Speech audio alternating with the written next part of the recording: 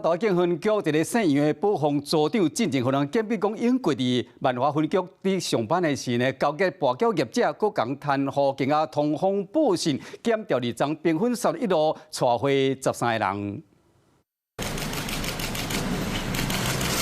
穿蓝色甲挂喙暗来到北检，伊是北投分局保防组的杨氏组长，面对镜头无回应，因为涉嫌暗砍电动业者，互调查。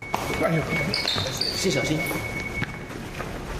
双手上铐，拢背来到北检，伊是前台北市长郭文泰的临时保镖，嘛互带倒来约谈。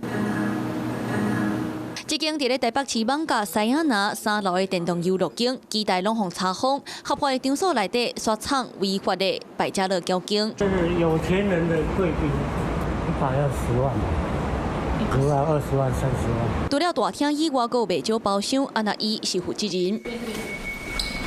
电动业者的理性负责人上早伫咧艋舺经营交警，后来转到西雅那。根据了解，伊甲当时艋舺分局的杨姓警官互相交结，那涉嫌暗砍交警，阁涉漏临检的消息。那郭文泰的前临时保镖，较早因为食烧酒洗车，退休了后，因为甲警界关系真好，就负责游戏场对外的事务。先后理性负责人用200万交保，另外2个用80万交保。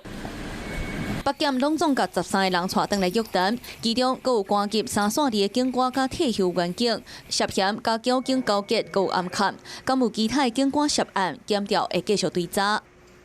Hello， 我是陈雅玲。想要抢先掌握最及时的新闻资讯吗？赶快订阅、按赞、开启小铃铛，锁定华视新闻 YouTube 频道。